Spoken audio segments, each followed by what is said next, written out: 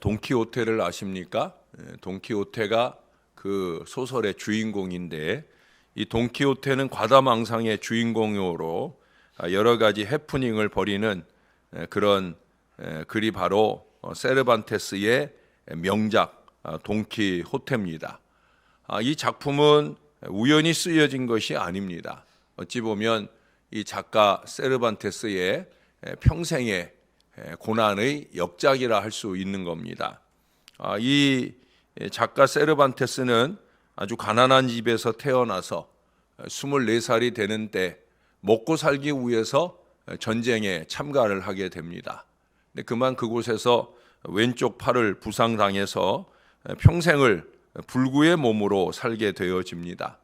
28살 때는 말레이의 포로가 되어서 5년간 고생을 하고 38살 때는 그의 마음의 소원대로 글을 썼는데, 그 희곡 저술이 그만 실패로 끝나면서 생활고에 시달리게 되고, 그래서 우연하게 찾은 직업이 세금 징수원입니다. 그래서 가족들을 두고 그는 지방으로 세금을 거두러 다니는 그런 어려운 생활을 하게 되는데, 그만 그 세금을 받으면서 영수증을 주는데 아마 영수증을 좀 과다하게 잘못 주었던 모양입니다. 그래서 그 영수증 발행의 잘못이 드러나면서 결국 감옥에 갇히게 되어집니다. 그가 이 돈키호테를 쓴 것은 58세 때, 지금의 58세라고 하면 그래도 좀 아직 젊은데, 그때 58세라고 하면 초로의 늙은이라고 보여질 겁니다. 그 58세 나이인 1605년에 바로 그 옥중에서, 그것도 같은 수감 동료들에게 무언가 좀 기쁨과 희망을 주려고 쓴 글이 그렇게 오늘날 불후의 명작이 되었다는 거예요. 그에게 다각도로 다가오는 그 많은 시련 가운데서도 그의 마음은 이 작가로서의 소원이 흔들림이 없었다라고 하는 거죠. 바로 그 견고한 마음의 결실이 이 돈키호테 명작이라고 하는 선물을 자신에게 줄 수 있었다라는 얘기입니다. 오늘 본문에 아람과 북왕국 이스라엘 이 두 나라 연합군이 남왕국 유다의 아하스 왕을 공격해오는 장면의 내용들이 나오고 있습니다. 공격받은 유다 나라는 2절에서 보면은 거기 왕과 백성 모두가 그 마음이 흔들리는 아주 심각한 동요를 보이고 있는 걸 봅니다. 그래서 어찌 보면은 싸움도 해보지 못하고 패할 상황이 되어지는 듯 보여집니다. 물론 앞서서 우리 어제 본 대로 이스라엘이 남왕국 유대가 크게 멸망할 어려움을 겪을 때가 오기는 옵니다. 그러나 아직은 아닌 거거든요. 더군다나 이 적군들의 공격은 이중적인 공세였기에 두려워할 만한 것은 맞습니다. 두 나라 연합군이니까 그들은 우선 외적인 면에서 숫자나 규모, 즉 세력 면에서 아주 위협적인 존재였음이 당연합니다. 그러나 그들에 대한 하나님의 평가가 중요하죠. 4절에 보니까 뭐라고 그럽니까? 그들이 4절에 표현하기를 연기나는 두 부직갱이 구루터기에 불과하다. 표준 세모적을 보면은 타다가 만 두 부직갱이에서 나오는 연기. 여러분 옛날에 이렇게 장작을 태워 보신 적이 있죠? 장작이 이제 불이 다 꺼졌어요. 그러면 한쪽은 타고 한쪽은 이렇게 남아 있는데 그 타다만 장작에 이제 연기가 나는, 이게 불길이 활활 타오르면 그러면 이제 이 남왕국 유다를 태워버릴 수 있을 텐데, 타다만 가운데서 나는 연기에 불과하다, 그런 얘기예요. 여기서 말하는 이 구루터기는 우리가 어제 말씀 나누었던 그 6장 13절인가요? 거기에 나오는 그 구루터기하고는 다른 거예요. 어제 보았던 구루터기는 생명의 뿌리를 깊이 내리고 있는 나무의 밑둥. 비록 윗부분은 다 사라져 없어졌지만 여전히 생명을 땅속에 뿌리박고 있기 때문에 언제라도 새롭게 자라날 희망이 있는 구루터기. 저는 거룩한 구루터기라 그렇게 표현을 해드렸는데 오늘의 구루터기는 달라요. 좀 전에 설명해 드린 것처럼 이미 생명력을 상실한 그 장작개비의 타담한 부분을 가리키는 바로 그런 의미라 말씀드릴 수 있습니다. 다시 말해서 그들의 외적인 기세가 그야말로 속빈 강정에 불과하다라는 희망의 말씀을 오늘 이사야를 통해 아하스 왕과 남왕국 유다 백성들에게 주시고 있는 거예요. 또 한 가지 그들의 공세의 문제는 뭐냐? 5절에 보시면 5절 하반절에 보니까 악한 꾀에 의한 공세라고 하는 거예요. 외적으로는 속빈 강정이고 내적으로는 악한 의도.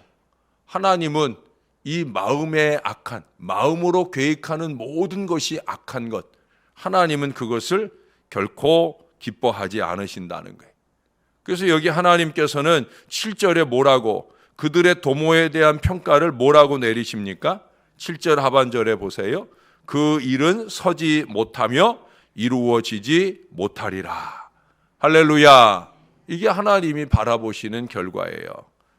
7절에서 아주 중요한 전제를 먼저 한 가지 말씀합니다. 뭐예요? 주 여호와의 말씀이. 주 여호와의 말씀이. 이것은 세상의 세력, 마귀 사탄들의 그 악한 세력의 도모와 계략이 결코 하나님의 말씀을 앞서지 못한다라는 사실을 보여주는 거예요. 우리가 좀 전에 찬양했잖아요. 546장에. 어디 위에 굳게 서라고요? 말씀 위에 굳게 서라고.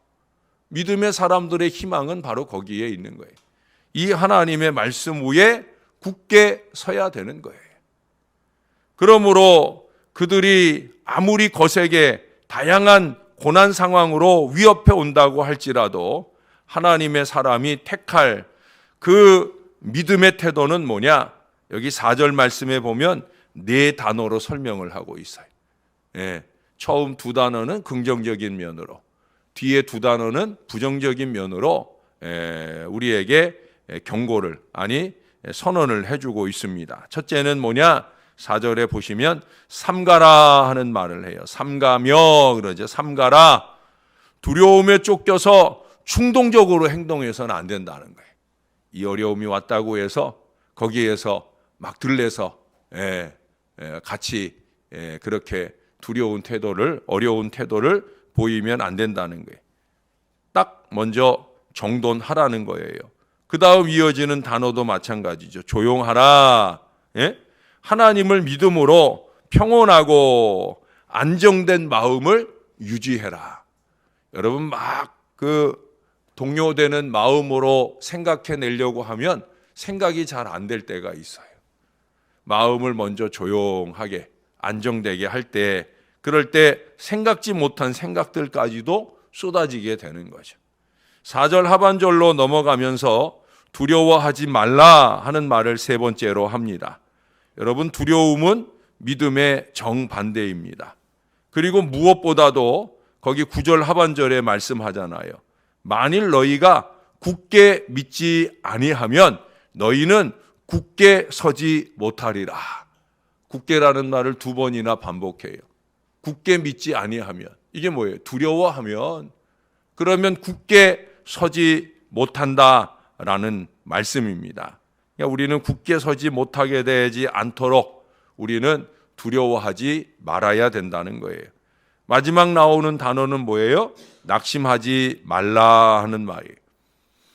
이 낙심이라고 하는 것은 이 두려움으로부터 마음이 녹아내리는 것, 그것을 낙심이라고 그래요.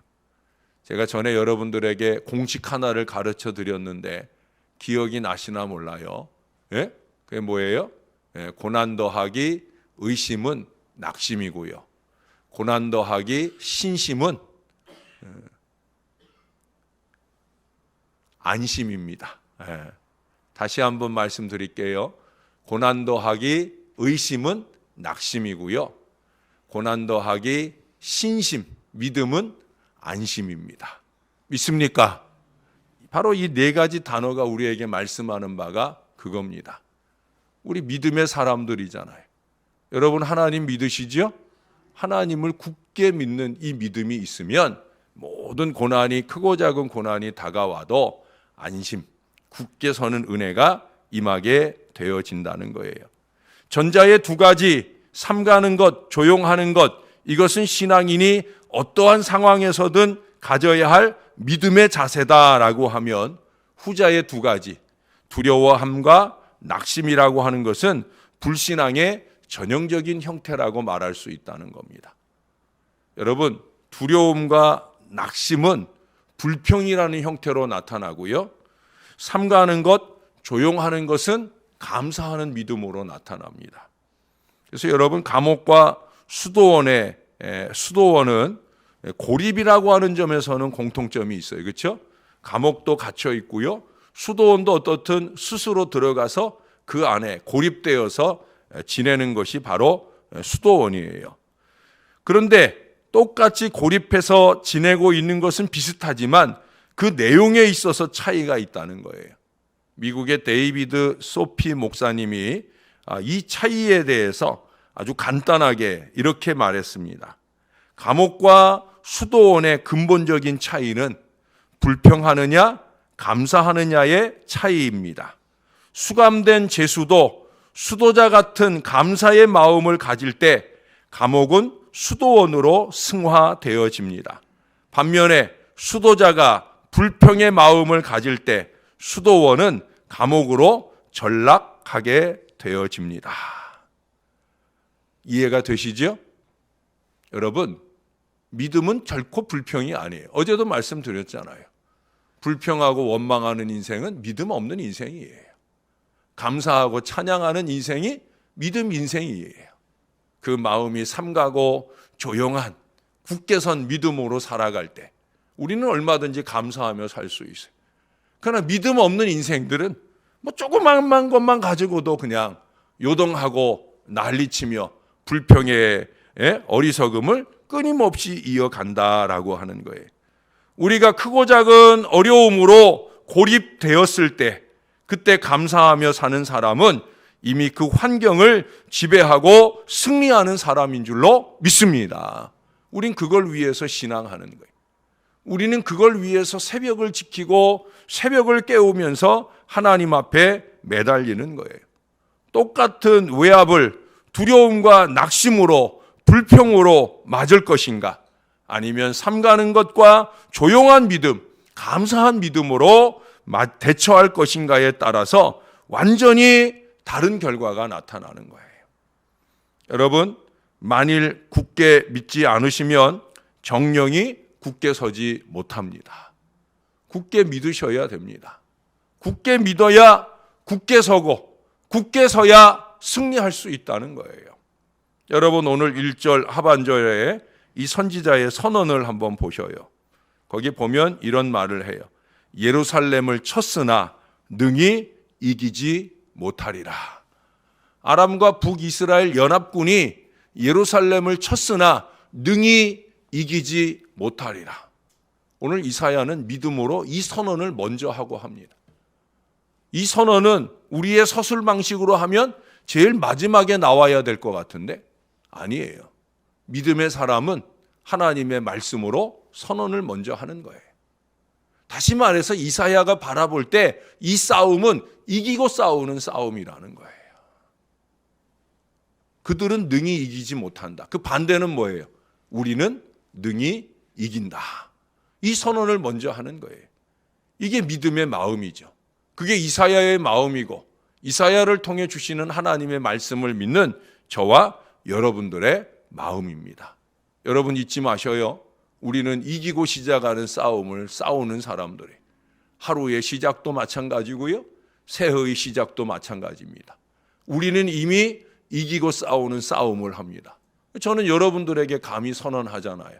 올해 우리는 부흥할 것입니다가 아니라 부흥합니다. 할 수 있습니다 라고 하는 것이 그럴 수 있을 거라고 하는 가능성의 얘기가 아니라는 거예요. 하나님 우리들에게 그렇게 말하는 방식을 가르쳐 주지 않으셨어요. 예? 한다, 반드시 된다 하는 믿음의 방식을 우리에게 가르쳐 주셨어요.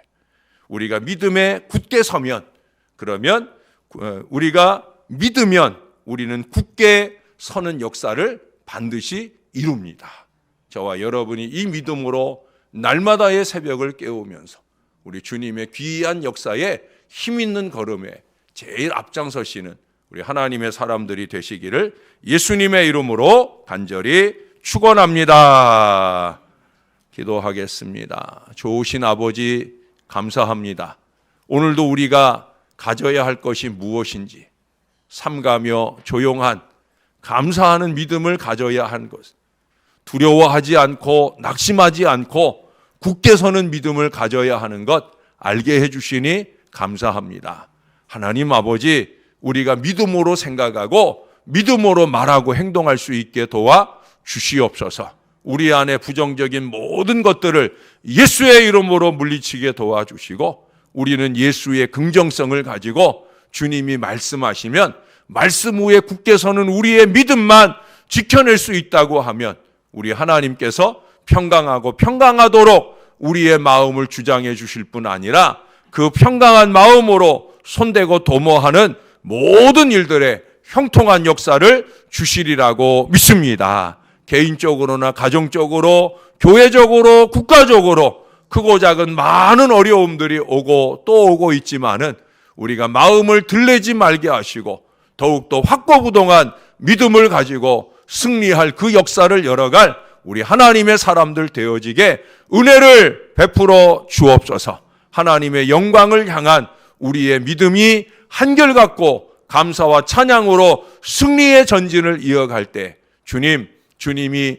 반드시 우리를 기쁘게 해주실 줄로 믿습니다. 우리는 그로 통하여 자기 영광이나 추구하는 어리석은 인생이 절대 되지 말게 하시고 언제나 솔리데오 글로리아, 오직 하나님께 영광, 이 마음을 놓치지 않고 사는 저와 이 모든 자녀들 되도록 축복해 주시옵소서. 주님께 감사합니다. 우리의 구주 예수님의 이름으로 기도합니다. 아멘.